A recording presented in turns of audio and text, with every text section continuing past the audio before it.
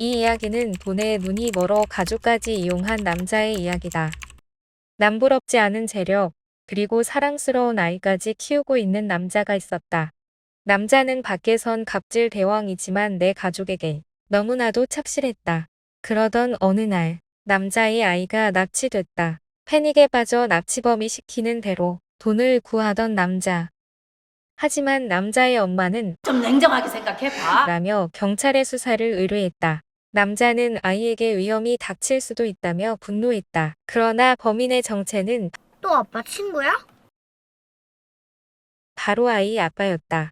알고 보니 남자는 스포츠 도박에 빠져 사채까지 손을 댔고 빚이 점점 늘어나자 부유했던 엄마의 돈을 노리고 자작극을 벌였던 것이다.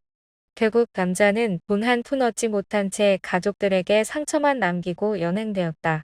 가족이 자작극을 벌였어요. 이럴 땐 어떤 처벌로 이어지나요? 그렇게 쉽게 생각할 수가 있어요. 가족 간의 절도나 그런 네. 것들은 처벌을 하지 않아요. 친족 상도례라고 해서 가족 간의 절도는 처벌하지 않는. 처벌을 안 해요? 네. 아, 그런 게 있어요? 뭐 인지상정 뭐 그런 아, 게 진짜로? 있어요. 근데 그건 굉장히 소수 일부 재산범죄에서만 인정되는 것이고 네. 지금 가족이야. 그리고 아이는 다치지 않았어.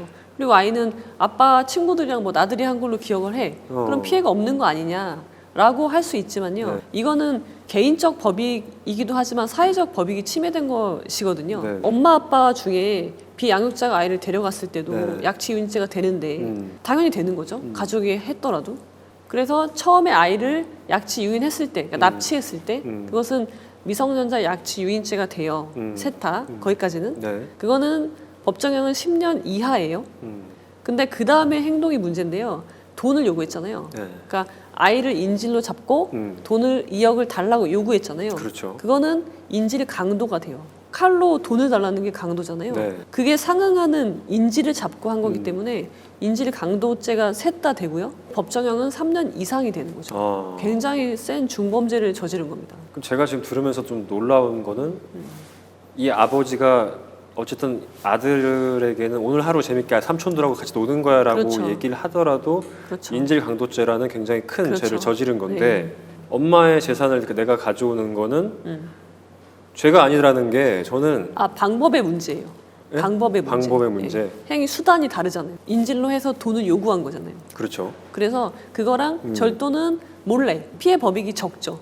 몰래 그냥 딱 훔치는 거잖아요. 네네. 그거는 피해가 돈 금전적인 피해만 있지만 여기서는 인질에 대한 신체에 대한 보호 법익도 침해된 걸로 보기 때문에 훨씬 더 큰 무겁게 걸 보고 침해한 있다. 거예요. 예.